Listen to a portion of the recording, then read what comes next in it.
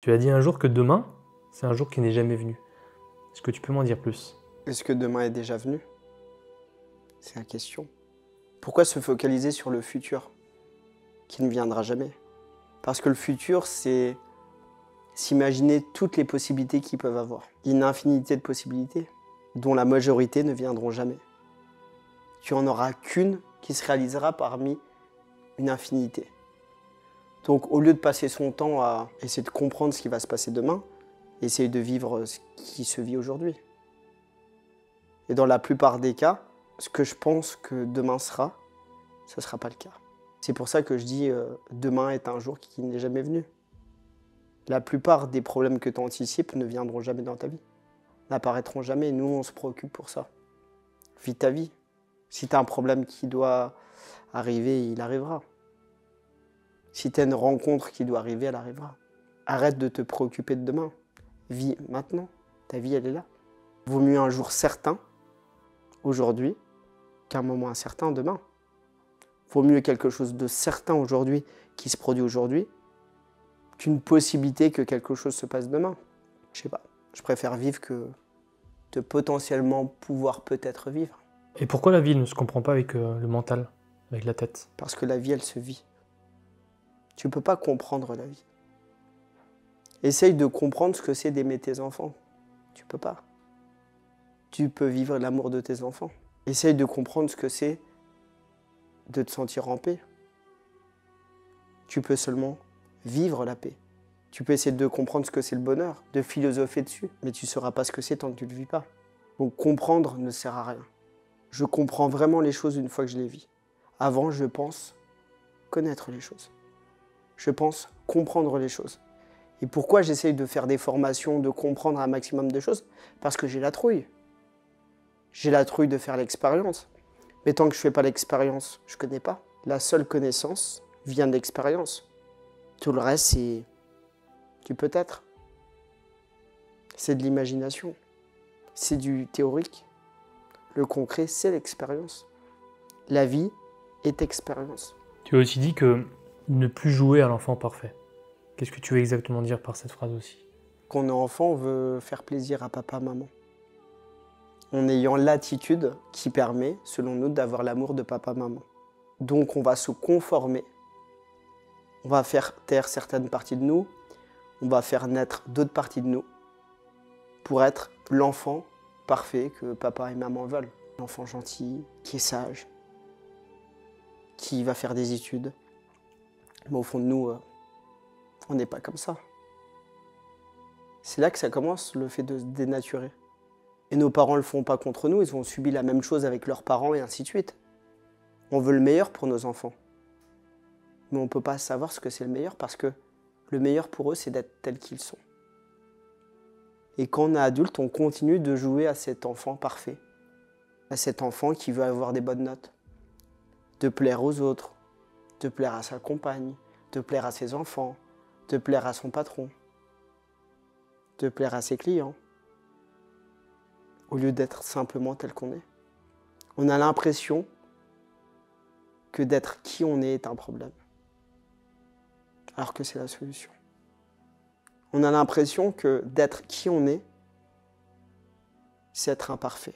C'est être imparfait par rapport à la vision de la perfection de nos parents. Par rapport à ce que nos parents jugent bien ou mauvais en termes de valeurs.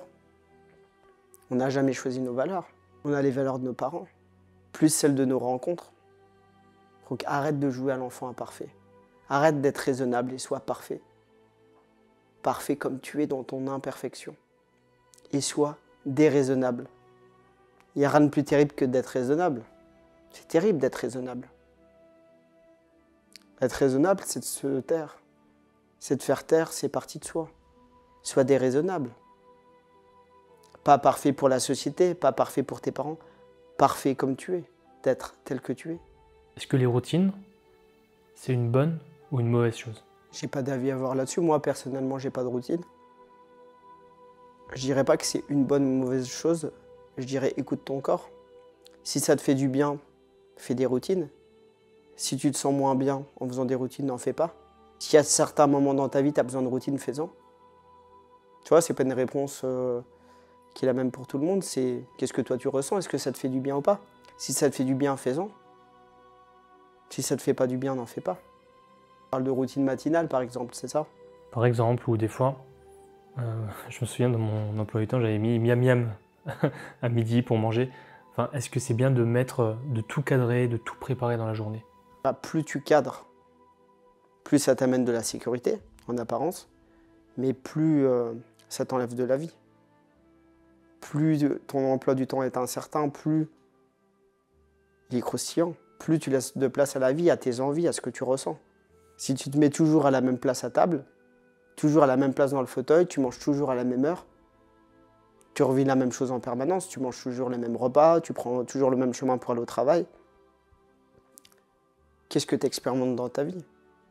À quoi ça sert de passer 30 ans de vie pour vivre toujours la même chose? C'est ça que je pense. Après, c'est juste mon avis personnel, mais pour moi, je cherche justement à casser les routines. Tu vois, inconsciemment, j'ai tendance à me mettre assis à la même table.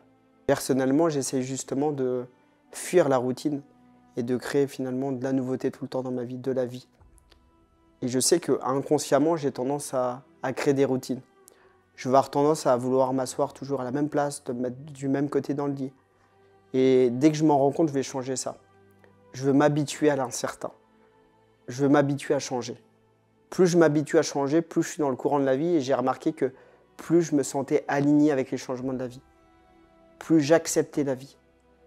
Plus j'acceptais de me laisser porter par le courant de la vie. Et plus je voyais les opportunités partout. Il y a cette fameuse phrase qui dit que la routine est mortelle. Je le pense. Mais après, je ne pense pas que c'est le cas pour tout le monde.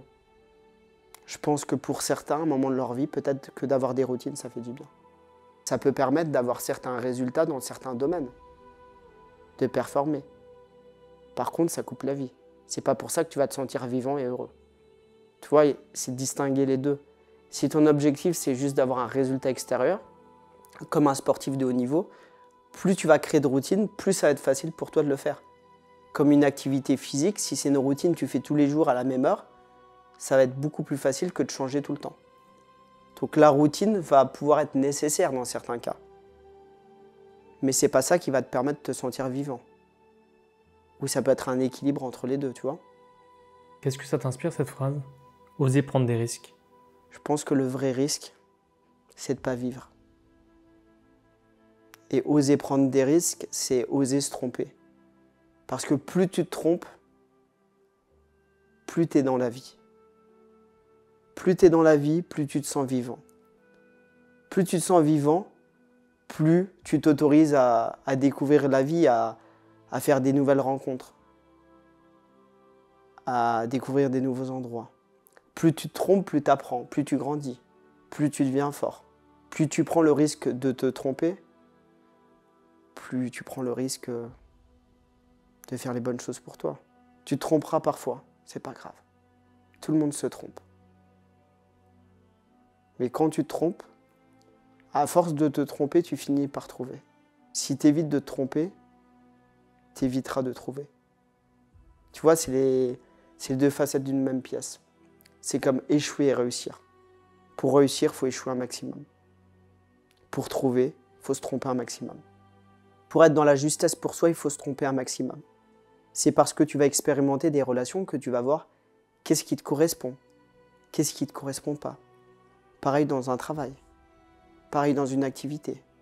C'est parce que tu vas goûter des plats et tu vas dire « Ah, avec plus d'épices, j'aime mieux. Avec moins de cet ingrédient, j'aime mieux ou j'aime moins. » Tu vois? Il faut se tromper. Il faut essayer des nouvelles choses parce que quand tu essayes des nouvelles choses, tu découvres des nouvelles choses. Et on a besoin de découvrir des choses. On est là pour expérimenter la vie. Et comme je le dis souvent, ceux qui se trompent, c'est ceux qui n'ont rien essayé. Donc essaye, trompe-toi un maximum, échoue un maximum et tu réussiras un maximum.